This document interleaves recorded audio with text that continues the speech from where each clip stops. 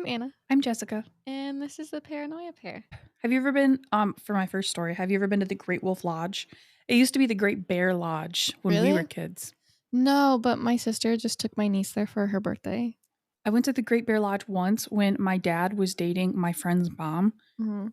Um, that was pretty cool because everyone always wants their friends' parents to date. Anyways, and it was fun. The bucket thing, there's like a big bucket you can stand under and it just pours water on you. I don't know why. It's like the coolest thing ever. I miss water parks. My first Reddit story comes from our paranormal and it's titled Strange Encounter at Great Wolf Lodge at Night. Hello, everyone. My family and I had a weird night at the Great Wolf Lodge and wanted to check if anyone else had similar encounter at this place. We've stayed here 3 times before with no problems ever, but this was the first time anything like this has ever happened before. We stayed at the Great Wolf Lodge and had a suite room. It has 2 conjoining rooms with 2 doors where you can lock the room from either side. The kids stayed in the kids style room with kid bunk beds, and we stayed on the non kids side of the room. We kept the doors open for both sides, and I made sure the doors for both rooms were fully locked, including the lock where you can't fully open the door from the outside. Think like the chain. At midnight, my son, 6 years old, ran into our room, half awake, next to our bed, and was crying half asleep, sitting upright next to us. I asked him if he had a bad dream, and he said no. I really saw something scary in the room. It was a big kid with a dark shadow walking around, and I ran right past him to get here.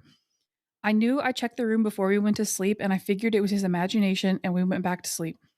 Then, 3 a.m., my wife sat up frantically looking around, and I asked, "What's the matter?" She said, "Someone yelled, Mom." You honestly didn't hear that? I told her, no, I didn't, and then she asked me to go check on our daughter. I got to the kids' bunk bed den in the next room and found her out of bed, bundled up in the corner, hyperventilating, full of tears. I swooped her up and she started saying, "Be careful, Dad, he's still in here." I ran her back to her room and laid her in bed with my wife and started searching the whole place. I turned all the lights on and checked literally everywhere, and there was no one. The doors were untouched, locks still in place, and windows unable to open. Honestly, I was feeling walls and mirrors looking for hidden doors.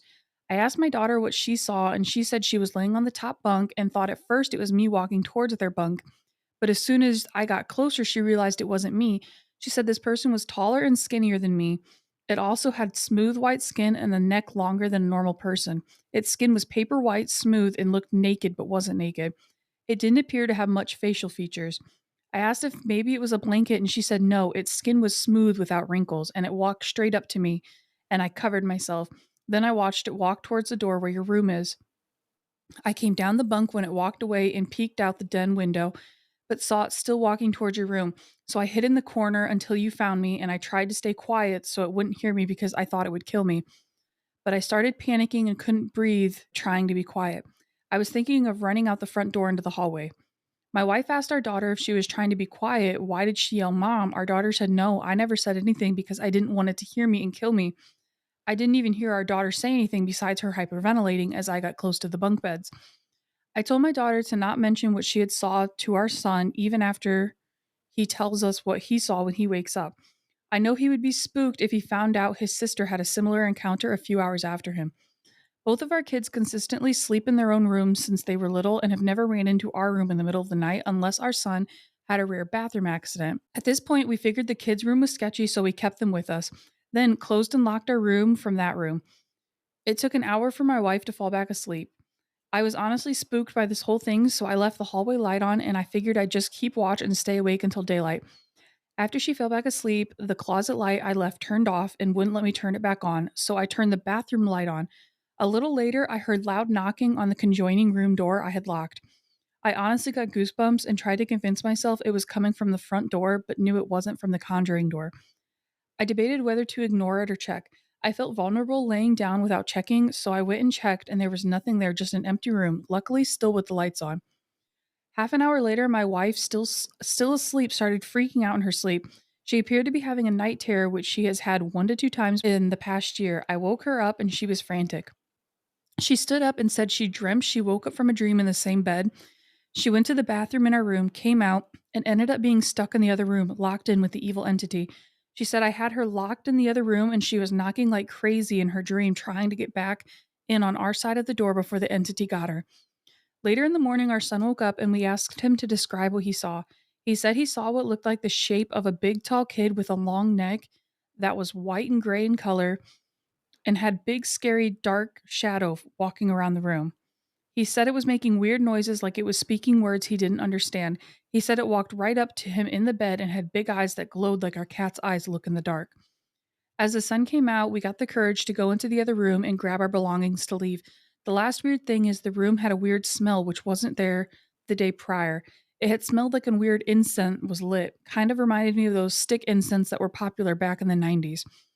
So I personally didn't see this thing, but both of my kids, 6 and 9, who have never encountered like this, saw the same thing 3 hours apart from each other and had similar description of it without knowing each other's description.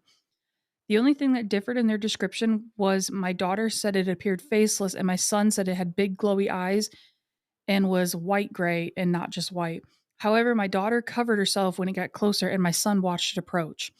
I did, however, witness one, both of my kids having a similar encounter. Two, my wife wake up to someone yelling, Mom.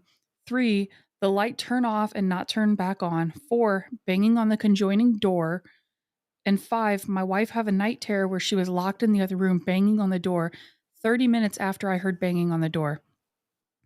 I've never really been a big believer on hauntings and paranormal stuff, but after this, I'm left questioning it in my head and find myself thinking about it all the time. The end. That's probably the second worst thing to happen at Great Wolf Lodge, other than all the bacteria and the kids pooping in the pools. There's some kids, some adults. I always see those signs that are like, if you have diarrhea within the last 14 days, you can't enter the pool or something like that. 14 days? I don't actually know how long. Oh, it I is. was gonna I think say. it's like a week. I think it's like if you've had diarrhea within a week, you can't come in here. I feel like 2 days would be good. Who's gonna admit they had diarrhea in the last 2 weeks? Okay. This one is from the subreddit Ghost Stories, and the title is My Friend Claims She Can See Ghosts, and I Never Believed Her Until Now. She's my longest and oldest friend since the 5th grade, and always claimed that she's a psychic medium who can see and talk to ghosts. Everywhere she went, she said she could see them. Sometimes they're just shadows, sometimes there's just a presence, and sometimes there's a full-blown apparition. That's a very good Sleep Token song. The apparition? Mm-hmm. The one I remember most was a ghost named Jim or something, who was an old man who she would see in her closet. Not malevolent or anything. To me, that just was creepy as hell. But she always seemed unfazed. As a kid, I believed it, but then grew out of it and assumed she did too. I moved to States and we didn't see each other for a couple years until I went to visit for the summer and we reunited. It's like a story of our life. We were sitting in the living room watching TV and catching up when I popped the question jokingly, any ghosts around? She said there were a couple, but the one that caught her attention the most was an old lady outside my mom's bedroom. Yeah, right, I'm going in my head. I'm a firm believer in science, psychology, and logic.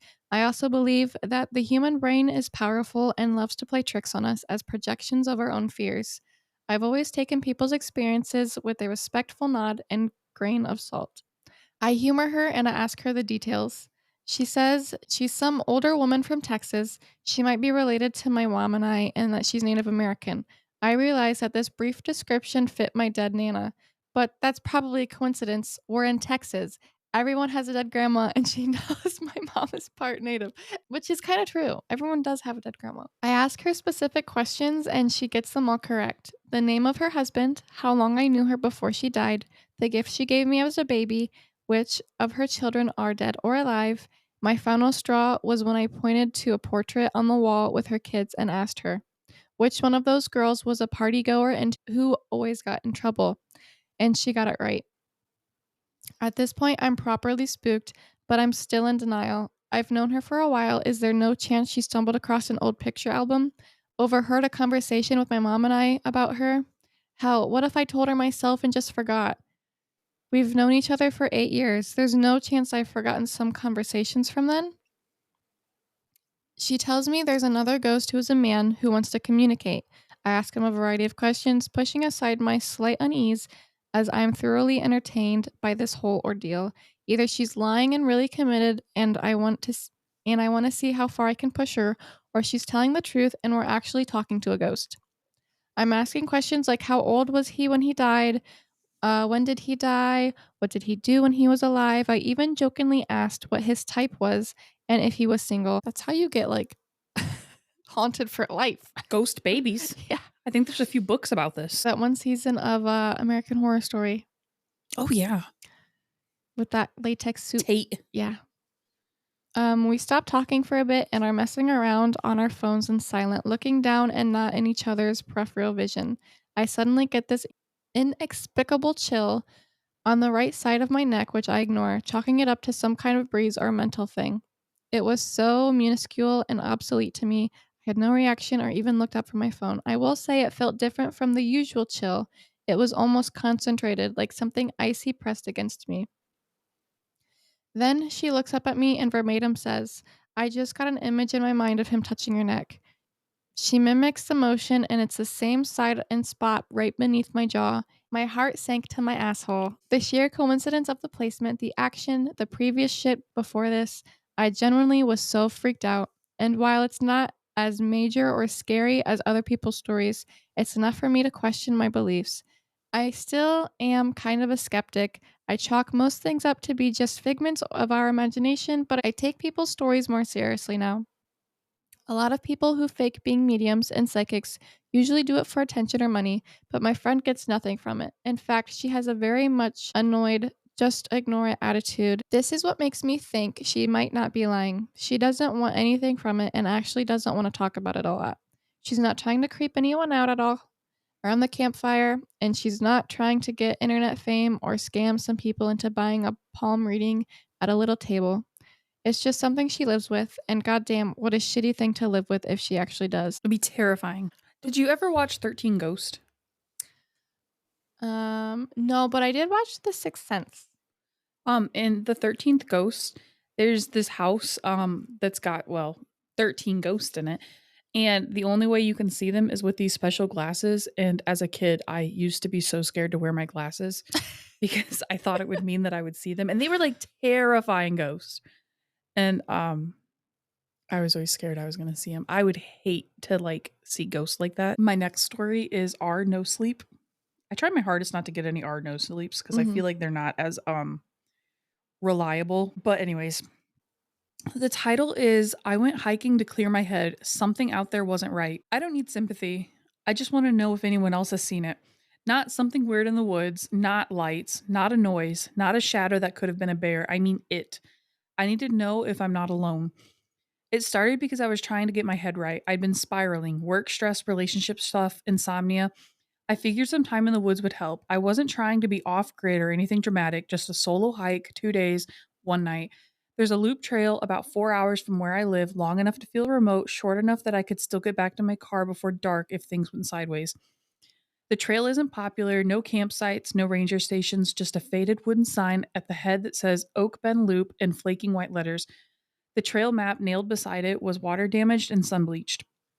All the landmarks were faded out, but I wasn't worried. I'd hike deeper places. I packed light, one person tent, water filter, pocket knife, headlamp, notebook, and a camera.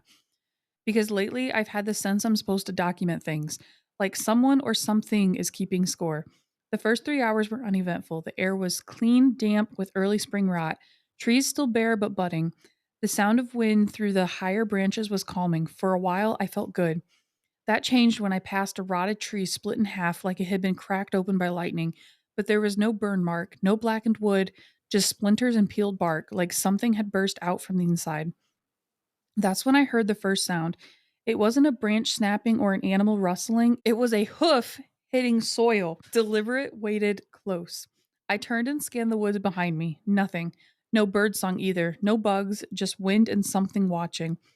I kept walking, not fast, not slow, just steady. Every 20 steps or so, I looked back. That's when I saw it, not directly, just movement between the trees, a shape too pale, too tall. I told myself it was just a deer, but even then, something felt off. It wasn't afraid of me. And its neck was wrong, too long, like it had been stretched. I moved faster. By dusk, I'd reached a small clearing near a creek bed and set up camp. I didn't eat, didn't write in the journal, just listened. No frogs, no crickets, no wind anymore. Just the slow, steady crunch of something walking the perimeter of the clearing. I didn't sleep. I kept my knife close and my light off. Every time I turned toward the sound, it stopped, like it wanted me to know it was out there, but not where. Just before sunrise, I caught a glimpse of it again, standing between two trees, still as death. Its legs were jointed the wrong way, bent backwards at the knee. I blinked and it was gone. I packed up before the sun had fully risen and got back on the trail, but something was different now. The path didn't match what I'd seen the day before. It curved wrong. The ground sloped when it shouldn't have. I checked my compass. It spun once, then steadied, pointing northwest. The problem was the trail was supposed to loop east. I followed it anyways. That's when I found the carcass, a deer, or what had been one, except its body was arranged perfectly. Legs splayed outward in a star shape. Ribcage peeled open, head missing.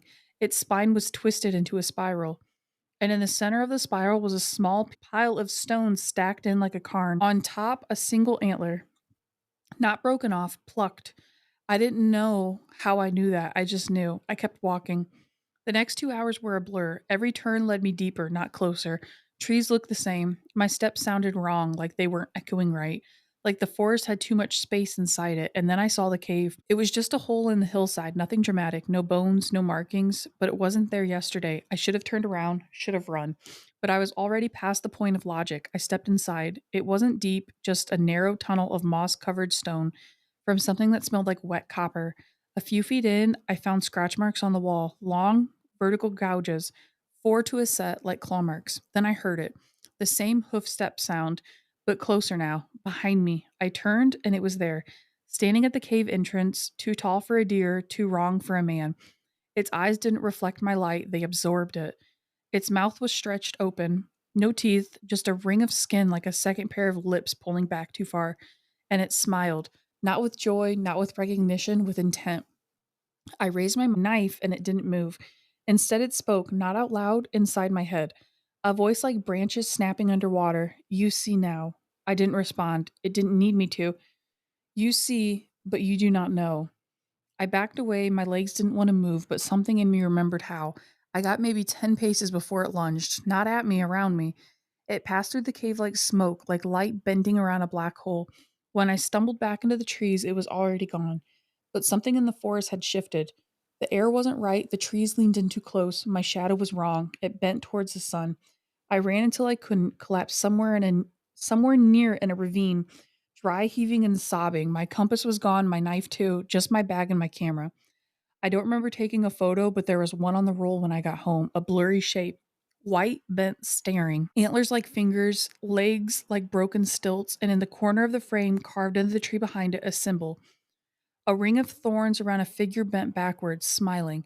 I burned the film, but it didn't matter because the thing followed me back. And I know this because last night I woke up at 3:12 a.m. to the sound of hooves on hardwood. They circled my bed 3 times, and then I heard it whisper again, You see, but you do not know. And when I turned on the light, there were antlers hanging above my door, still wet. That's why I don't go camping. For a bone collector, that'd be a score. Yeah, no kidding. I want to get into like harvesting bones, but I know it goes against so many codes. What kind? Just creating a biohazard in your yard. Okay, my next one comes from the subreddit True Scary Stories, and it's called Why I Don't Play with Ouija Boards Anymore. Do you have this one saved? It's not one of my stories. It was one of my extras. I'm pretty sure I read that this morning. You can go in your history if you tapped on it. Is it by Sadie Sunholm? No, it's by No Mountain. Okay. There's a history? Yeah. Go to your profile and then it should be like around where your saved posts are. It'll say history. Well, shiver me timbers. The one I have is my Ouija board experience. Oh, okay. There will be 2 stories here. The first one, super creepy, and the second one, more sad / more of an explanation as to why I no longer participate. I want to preface this all by saying I grew up seeing ghosts, so the whole topic of spirits wasn't new to me. However, I was so scared by them that around the time I was about 7 or 8, when the energetic system starts to be solely individualized, I don't know what that means. I was wondering what the fuck that means. I think that just means kind of like when you start to grow out of it. Grow out of what? Being able to see them. Because lots of kids are I guess, like, kids are, like, really easily, Yeah, like they're, like, predisposition to mhm. see Yeah, so, like, like a higher predisposition or something yeah, to so, see it. like, as you get older is, like, you'll either grow out of it or, like, it'll stick with you. I trained my brain to not see them anymore. I never talked about it with friends as my family never believed me, so I assumed they wouldn't either. The first story takes us back to the 2000s. I was a little girl celebrating my friend's birthday. She always had a Halloween party to celebrate because that's when her birthday happened to be. She always talked about how her basement felt weird and she didn't like staying down there alone. Well, having 10 or so 10-year-old girls sleep over on Halloween night isn't exactly bedroom material, so her mom and grandma set us up in the basement. There, we played those weird games like light as a feather, stiff as a board, and stuff. Fun fact, I was the only one we successfully levitated. I remember opening my eyes and was damn near the ceiling. It was spooky. I'm glad I wasn't the only one who played spooky games like that. Problem is I don't believe okay, so I want to believe in ghosts. I don't mess around with them, Mhm. and I'm terrified of everything, but I have a hard time believing people's recounts. I I don't believe that that happened. Yeah, I would have, like, a hard time, like, believing, I think if like, a I Ouija board probably, yeah. unless I was, like, with you I mean, I and wouldn't you were like, "I'm so serious, I'm not moving this," because like, I I we would definitely move it around to mess with each other, I feel we like. would? I mean, I would. Okay, well, When good I to know was, like, younger me, I would definitely be like, because I was literally thinking "Farts." maybe and then off in the distance, you hear farting, be like it's like that little girl, "Did you guys hear that? That wasn't me, I swear." Yeah, that little girl in her closet. There's nothing to wear. Did you guys hear that? I'm scared. I don't know what was that, guys, and I didn't do that. I'm scared. I was literally thinking maybe Anna and I could do, like, a special episode where we play with a Ouija board, but never mi You would be so scared. you'd have to stay the night at my house. When some of us started to get tired, we brought out the Ouija board. A few of our friends were spooked, so they didn't want to participate. Jessica. We asked innocent questions like kids usually do. Who's the birthday girl gonna marry? How old were we gonna be when we have kids? Stuff like that. I remember I asked a question about myself and it replied, dead, which was weird. Some of the girls got spooked by that even more. Then a girl screamed and said she saw something behind me in the mirror, and we stopped after that. Fuck that. I hope they said goodbye. For a few hours, three of us, including me and the birthday girl, couldn't sleep. We were unsure if the board was real or not, so we decided we'd try one more time while everyone was asleep, thinking that since they didn't want to play, it'd be better that way. We were close to 3 a.m. What we heard was the witching hour. So remember here that we are about 10 or 11 years old, dumb and have no idea what we're doing or who we're talking to. We asked the board if it could do something for us. We said at 3:15 a.m. to have the girl who saw something in the mirror wake up and say something to us. It was over 15 years ago, so I don't remember what we asked for this girl to say. All I know is we asked her to look into the mirror and say it at 3:15 a.m., which was about 20 minutes or so from when we asked the question. I remember us saying goodbye to the board and putting it away. Thank God they said goodbye. I was really worried Yeah. about that. The three of us were talking about how impossible our ask was, but when 3:15 hit, we knew because her basement had a big grandfather clock that didn't ring anymore, but the clock function still worked. We were waiting and waiting, and right before the time changed to 3:16 a.m., it happened. The girl shot straight up out of her blankets and looked straight at the mirror with her eyes closed. She whispered what we asked her to say, then dropped to her pillow like nothing ever happened. We all looked at each other, frozen. No other girl that was sleeping stirred. None of them moved, not 1 centimeter. We were so freaked out that we didn't sleep until the sun came up. And in October, in the Midwest, that's pretty late. Heck yeah, the sun ain't rising until like 9 a.m. I was trying to remember. in I can't October. I couldn't remember. I know right now the sun's out to like 10 I PM. know, and the sun's up at like 5:30 and it freaking Yes. sucks. We got 3 hours of sleep tops that night. This was my first ever Ouija board experience, and that changed the way I viewed spirits forever. I still think about it and feel guilty that I basically asked for one of my friends to be possessed. Needless to say, don't ever do that. This seems kind of Yeah, I feel like most people shouldn't, but they would know that. Our second story comes in nearly a decade. At 3:15 a.m., make Anna fart Oh my the national anthem. Okay, go on. You better record that. I'm not getting possessed for nothing. Our second story comes in nearly a decade after the first. It was senior year of high school, and one of my chairmates invited the whole team over to celebrate her birthday. I didn't know it, but she had bought a Ouija board. She brought it out, and I said, nope, not a good idea. I guess her grandma had just died, and she was really torn up about it. I was very adamant that this wasn't a good idea, and we don't know if what we're talking to would be her grandma or not. She promised me she'd just try it twice, and then she'd put it away. By this time, I knew a lot more than I did back then. I told her that she must say goodbye each time the girls rotated, and I had them put salt around the board to keep whatever they were talking to inside the board so no one would or could get possessed. They tried it at least 4 times with different girls every time, and the planchette didn't move even once. They all laughed at me for how scared I acted earlier, saying the board is stupid and doesn't actually work. I got kind of annoyed because some of them knew about my experience. I had shared it to the few who were already hesitant about the board when it was brought out. I said, know what? I'll do it, and I'll prove to everyone here that these boards are real. Idiot. Yeah, it was me, the birthday girl, who was a class below me, and 2 other girls from my class who only joined the team our senior year. We put our fingers on the planchette and did the 3 circles to begin. I asked who we were talking to, and the planchette moved for the first time that night. The 2 girls in my class were huge skeptics. They said, of course it would move when I just said I'll prove it's real. They accused me of moving it, but the information that came out was information I never knew until they connected the dots for me. The board first goes to letter J, then to letter R. We're all confused because JR isn't a name or a name of anyone we knew, or so we thought. We then asked why they were here, and the board spelled friend. We asked again who this is, and the board spelled JR. Oh my God. My maiden name initials are JR and I'm your friend. This is fate, Anna. The board spelled out JONAT, and one of the girls from my class screamed, no way. We all looked at her in confusion. She asked, is this Jonathan Raymond? The planchette immediately moved to yes. The 2 girls sat so quietly and we just waited.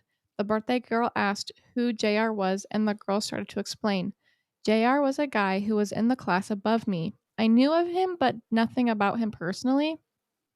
I had been cheering at our school all 4 years, so I knew him from the football team. That was about all I knew, though.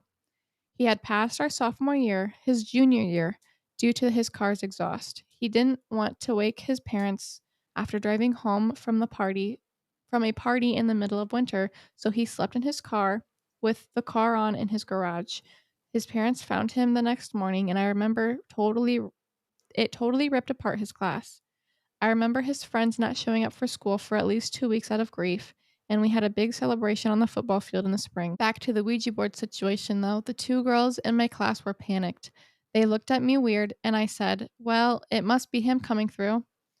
They said, no, that's impossible because the board doesn't work, and that I'm making this all up and moving the planchette.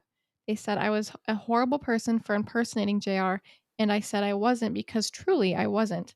I said, let's keep going and see what comes up. I knew they were friends of his and could validate the information that comes through. They reluctantly agreed and feverishly asked a few more questions. They asked what his football number was. The planchette moved to 2 numbers, and the girls were in shock. I looked at them questioningly because, again, I didn't know this about him, and it had been 2 years since he passed, and I had no idea what his number was. I couldn't even remember which number the assigned player I had a few months before had. Then they asked what color car he had. The board answered red, which was true. I at least remember the picture they had for his celebration was him in his red car because he loved that car. They then asked who his best friend was, and I definitely had zero idea who that would be. Again, we had similar friends, we were on the same places at the same time occasionally, but I never once spoke to this guy, and our mutuals didn't really talk to me about him because we didn't really have anything in common other than friends and the football/cheerleader type of association. The board spelled out his best friend's name. The guy was the only guy in our school with that first name, but we asked for the last name just to see if it would spell it correctly, and it did. The girls didn't even say goodbye. They flung the board at me and called me a liar, saying I made all this up, and they were sobbing and screaming at me. It made me so uncomfortable. I was nothing but the tuner, the instrument which opened the veil for them, and they thought I was an awful person. The whole team fell silent, and I just left due to the discomfort, even though I had They didn't say been. goodbye. I know. Even though I had been captain of our team and had cheered with the majority of the girls for at least 3 years, they didn't talk to me after that, even at practice, for at least 2 weeks. So many of them thought I was either crazy or disgusting, and only a few of them understood that I wouldn't have known that based on who I was friends with at school and who I actually hang out with. JR and I never truly crossed paths for conversation until that night. If it actually was him, that is. I think it was, but I do know that spirits can pretend to be someone and read our thoughts/memories with them. I don't use the Ouija board anymore because you never know who you're going to get or who you're going to piss off, even if it does work. Now I am a practicing energy reader and medium, so all this type of stuff in my life has taught me about how to further connect in a safe way behind the veil. This is why you're so afraid of Ouija. Yeah.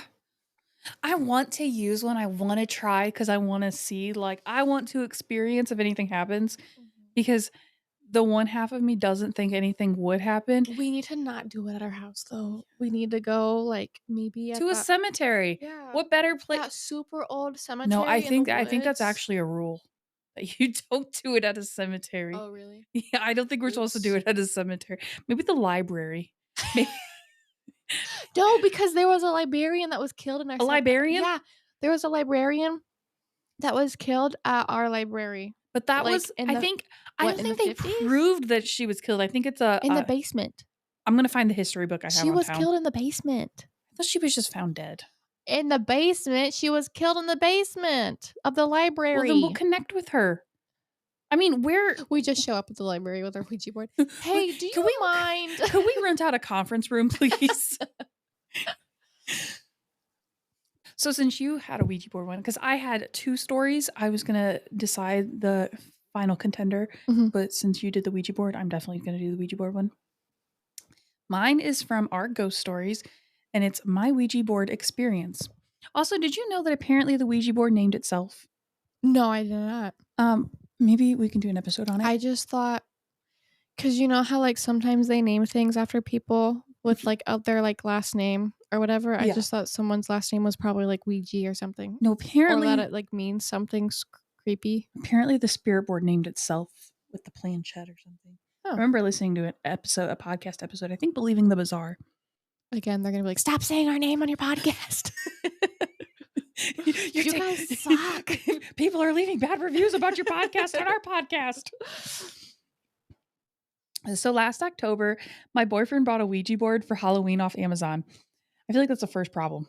Yeah. I feel like buying a Ouija board off Amazon is tacky. We tried it the night it came in the attic, the basement, and my bedroom. Nothing happens, so we just put it back in the box and it sat in my closet till a few months ago. My best friend was staying overnight as there was a really bad storm and she lived in a trailer, so she came over just to be safe. We did nothing for the first good portion of the night. Around 3 a.m., we all had the idea to try the Ouija board again, especially because I thought it was a stupid game and I was very skeptical about the paranormal. But this time, we lit candles and all sat on the floor in complete dark, the only source of light being from candles. We all spun the planchette 3 times and collectively said, "Hello, Ouija." And then we asked if there was any spirits that would like to communicate with us. The planchette rather quickly moved to yes. We asked the basic questions about the spirit, like what was its name, how old it is, and if it's a good or bad spirit. When we asked for its name, it went to Q and then went to multiple numbers. I don't remember the exact numbers. Weird, but okay. We asked the same few questions multiple times and no answer was really consistent. Also weird, but whatever. We asked questions for what had to be at least 2 hours as me and my friend found it insane that a spirit can communicate through a piece of wood. By the way, none of us are the type to mess with each other by moving the planchette, and we even took turns putting one hand behind our backs and asking what number we were holding up, the spirit giving the right answer every time and asking it personal questions the others wouldn't know about. At one point, we asked the spirit to prove itself just to be 100% sure none of us were messing with each other, like touching us, moving an object in the room, anything really. A few seconds later, we all hear a faint yell that sounded like it was downstairs/on the stairs. Nobody was downstairs as everyone's rooms are upstairs and it was super late. This is when we 100% knew we were communicating with an actual spirit. My best friend asked something along the lines of if she was going to have kids or not. The board went back and forth between M and A, spelling out the word mama repeatedly. Now, I don't remember the last question that she asked, but on the last question right before we ended the session, it kept going to ZO over and over, spelling Zozo. My boyfriend then abruptly told us we need to say goodbye, and we did. Have you ever heard of that? Yes, I've Okay. heard of it. After we ended the session, my boyfriend looked somewhat shaken up after multiple times of me asking what that was about and what was wrong. He then told us about his experience he had with the Ouija board when he was around 12. When he would play, there was a spirit who called itself Zozo and would pretend to be a good spirit or impersonate other spirits. Zozo feeds off people's fears, which explains answers I was getting about my father passing. I had asked if my father was going to be able to walk me down the aisle, and it quickly went to no. I ended up doing plenty of researching after he told me that, and I got pretty creeped out as I believe we contacted something very evil and dark, a spirit not to be messed with. I also learned in my research that Zozo also refers to itself as Mama, going back to the question my best friend asked and the planchette moving to MA repeatedly. The next few days for me were filled with unusual anger and just negative emotions in general. The day after we played, my boyfriend got fired from his previous job. I don't know if that correlates to the Ouija board or not. We decided to throw it away near an abandoned building in the field right by it. No, you don't throw them away. Don't you burn them? Yeah, you have to burn them. A week or two later, we went back for whatever reason and it was gone. I went from being skeptical about even an existence of spirits and thinking the Ouija board was a joke to being scared of the dark for weeks and being fully convinced there's otherworldly things walking amongst us that we just can't always see. I'd love to hear if anyone else has had a similar experience with the board and what that was like. I just know I'll never touch one of those things again. I don't even like saying the name because Yeah. I know. Creeps me out. Thanks for listening. If you enjoyed this episode, you can find us on Instagram, TikTok, YouTube, and Facebook at Paranoia Pair Pod. And we will see you next Friday. Stay spooky. Bye.